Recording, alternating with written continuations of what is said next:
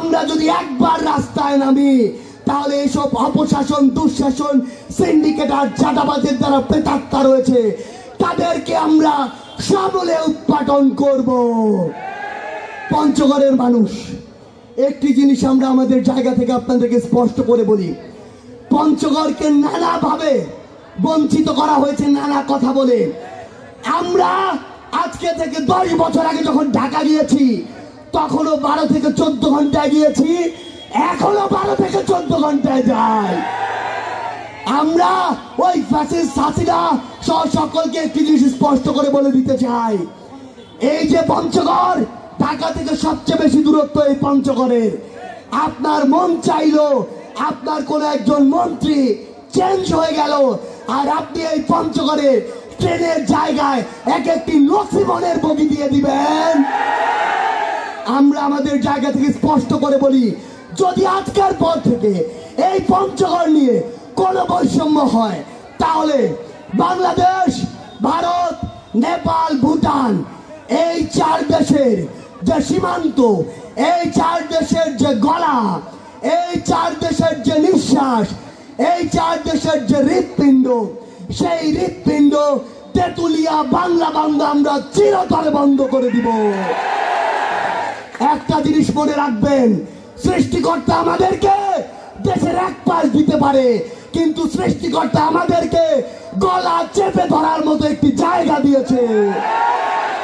পঞ্চগড়ের মানুষ মনে রাখবেন, আজকে নয়, আজকে থেকে আগামীর বাংলাদেশে আমরা আমাদের বৈষম্য বিরোধী ছাত্র আন্দোলনের পক্ষ থেকে একটি কথাই বলতে চাই, আজকের পর থেকে কোন মানুষকে পোশাক দেখে বিচার করা যাবে না। আজকের পর থেকে কোন মানুষকে দাড়ি টুপি দেখে বিশ্বাস বাজাজ করা যাবে না। আজকের পর থেকে কোন মানুষকে দল দেখে জাজ না করে তার কাজ দেখতে হবে। কেউ যদি অন্যায়কারী হয়, চাঁদাবাজ হয়, সিন্ডিকেট লালনকারী হয়, কিংবা ক্ষমতার অপব্যবহারকারী হয়, সে যেই দলেরই হোক না কেন, তাকে সহ তার আশ্রয়দাতা, প্রশ্রয়দাতা সকলকে আইনের আওতায় এনে ওই কেরানীগঞ্জে পাঠাতে হবে। আমরা আমাদের জায়গা থেকে একটি কথা স্পষ্ট করে বলি, ঢাকা বিশ্ববিদ্যালয় থেকে শুরু করে ওই শাহবাগের উন্মুক্ত মঞ্চ কিংবা আজকে পঞ্চগড়ের এই উন্মুক্ত ময়দানে আমাদের ছাত্র জনতার যে স্পিরিট ছিল, যে স্পিরিট নিয়ে আমরা রাজপথে নেমেছিলাম, বুক পেতে দিয়েছিলাম, যে স্পিরিট নিয়ে এখনো আমার অসংখ্য ভাই হাত কাটা, পা কাটা, চোখ নেই, কান নেই, অসংখ্য ভাইয়ের মুখ নেই, গুলিতে বিধ্বস্ত হয়ে হাসপাতালগুলো কাতরাচ্ছে, সেই স্পিরিটকে কি আমরা শেষ হতে দিব? একটি জিনিস মনে রাখবেন, শুধু এই ছাত্র জনতার হাজার শহীদের বিনিময়ে, হাজার প্রাণের বিনিময়ে যে স্বাধীনতা আমরা অর্জন করেছি, কোন কালো শকুন যদি সেই স্বাধীনতাকে যে কোনো রূপে আঁকড়ে ধরার, থাবা দেওয়ার চেষ্টা করে, তাহলে এই পঞ্চগড় থেকে শুরু করে পুরো বাংলাদেশের ছাত্র জনতা একসাথে সেই শকুনকে চিরে উপড়ে ফেলতে হবে। পরিশেষে এটুকুই বলবো, এই পঞ্চগড় বাংলাদেশের প্রথম আসন, এই পঞ্চগড় বাংলাদেশের 1 নম্বর আসন। এই পঞ্চগড় থেকে আগামীর রাজনীতিতে আমার সামনে বসে থাকা যারা আমাদের বোন রয়েছে, ভাই রয়েছে, তাদেরকে আমরা ওই সংসদে পলিসি মেকিং এর জন্য দেখতে চাই।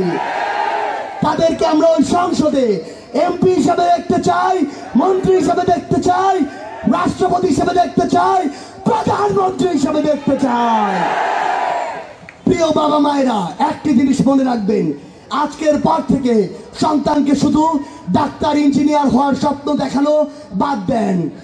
আপনার সন্তানকে আজকের পর থেকে হয় রাজনৈতিকভাবে সচেতন হয়ে উঠতে বলুন, না হয় একজন যোগ্য, সৎ, মেধাবী, ন্যায়পরায়ণ রাজনীতিবিদ হয়ে উঠতে বলুন। দিন শেষে আপনার ভাগ্য নির্ধারণ হয় ওই সংসদের পলিসি থেকে, আর ওই পলিসি যারা মেক করে তারা সবাই এক একজন পলিসি মেকার, তারা সবাই এক একজন রাজনীতিবিদ।